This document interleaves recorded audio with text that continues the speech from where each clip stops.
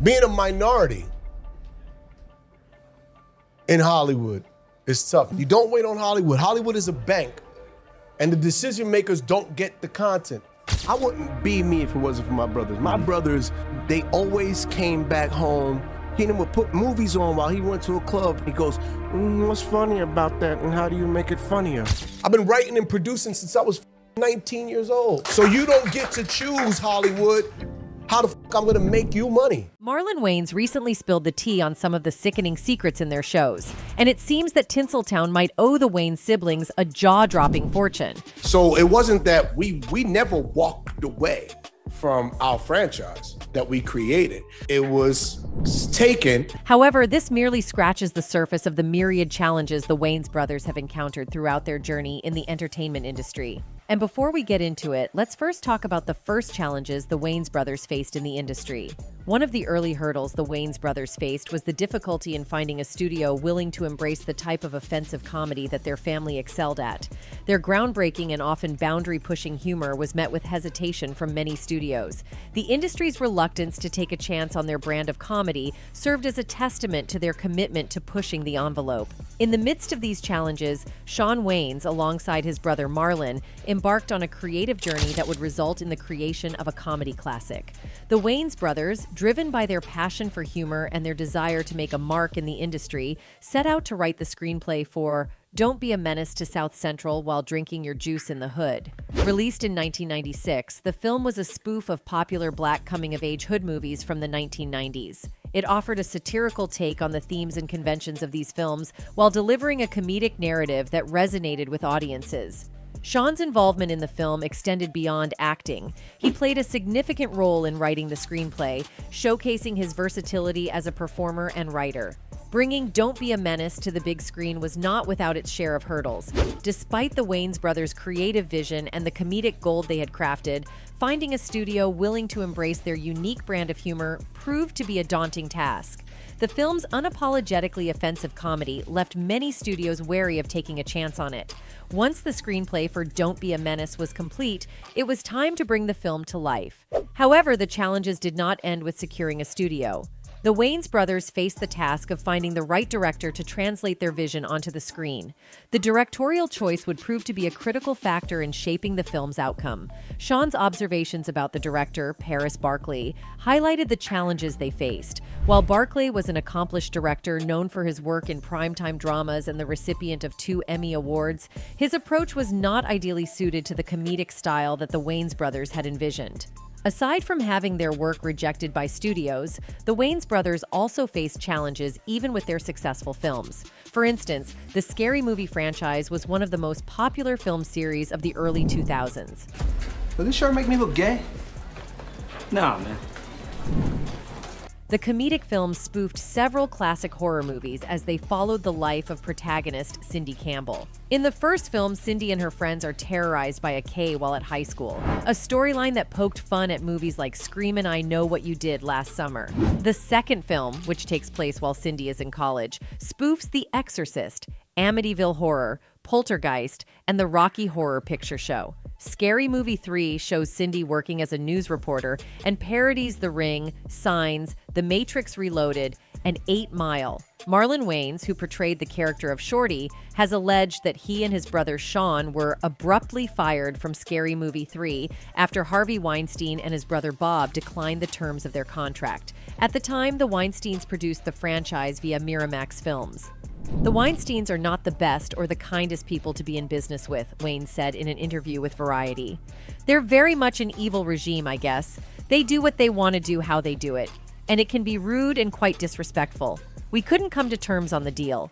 It's like, if you don't want to pay for the jokes, have somebody else do it. To make matters worse, Marlon Wayans was on a Christmas vacation when he found out that he had been dropped from the franchise, which he and his brother co-wrote and helped to develop. We read on Christmas Eve that they were going with someone else for Scary Movie 3, he said. They were evil as F, Wayans said of the Weinstein brothers and Miramax Studios. We didn't walk away from a franchise. They didn't want to make our deal, and they snatched it. The Weinsteins did some really terrible liquor and pillage villages type of business. So it wasn't that we ever walked away from our franchise that we created. It was taken, and us being the creatives that we are was like, all right, bet. F you, now watch what I create. Many fans have expressed their disappointment that the Wayans brothers didn't return to reprise their roles in the later installments, even though Anna Faris and Brenda Strong reprised their roles. According to Cheat Sheet, Marlon Wayans believes that the Weinsteins still owe him and his brother money for the franchise. We probably could have sued or whatever, but part of us was like, all you can do is allow us to create something new. I could write a book on that whole thing, honestly. They definitely still owe us money, lots of money. What they did was really bad business.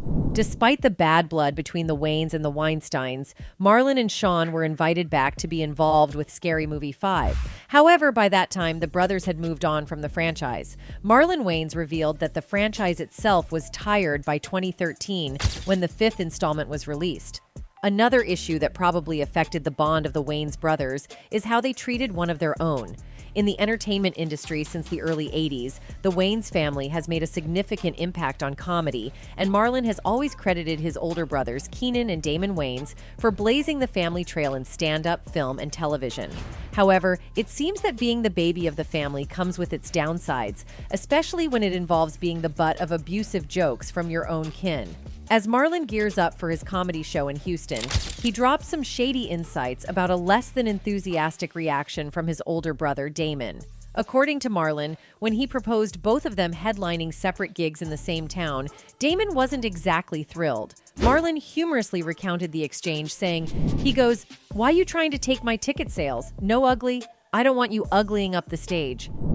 Offering to open for Damon was also met with a sassy shutdown. You stay exactly where you're at and let those people come see your ugly A at your show at the Bayou Music Center. In a radio interview with Magic 102.1 FM, Marlon spilled some tea about his brother's treatment, suggesting there might be some lingering resentment. He loved me, but I don't think Damon liked me too much because I was my mom's baby. I don't think any of them liked me because I was my mom's baby and I got all of the hugs. Marlon continued, revealing a past incident at the Oscars where his brothers dressed him in a little suit, turning it into a public joke that still haunts him to this day. Now, Marlon Wayans may seem like he takes the constant ribbing from his brothers lightly, but behind the scenes, those abusive jokes might be the reason the Wayans brothers aren't teaming up anymore. Marlon, a veteran in the comedy business with a career spanning 30 years, is still the target of endless family jokes, despite the Wayans family being hailed as comedic royalty in Hollywood. In addition to all this, the Wayans brothers have also faced quite some backlash over creating racist films. If you can recall, the early 2000s were a time of MTV, the Britney Spears craze, and boy bands. But in the middle of the decade, people were introduced to the Wayans brothers' hit comedy, the 2004 movie White Chicks. The movie revolves around two black brothers FBI agents named Marcus and Kevin, who fail at one of their assignments and are forced to drive two obnoxious daughters of wealthy socialites as their next job. They get into an unfortunate car accident, and though the wealthy twins suffer only slight cuts but refuse to go out in public, as they are insecure about their looks. As a result, Kevin and Marcus put on white face makeup, disguise themselves as the twins, and masquerade as the two for the majority of the film. The film was derided by critics upon its release and was deemed controversial for its questionable stereotypes, along with being considered unfunny and one of the worst films of the decade. After some time has passed, it was able to attain a cult status and garner an ardent fan base, in part due to its box office success and the star power of the Wayans brothers. In any case, the Wayans' resilience and commitment to their craft exemplify their unwavering dedication to making their mark in the world of comedy and filmmaking, regardless of the obstacles they have faced along the way. Their ongoing success serves as a testament to their talent and determination, inspiring admiration and support from their devoted fan base. Anyway, that's it for this video, folks. Bye.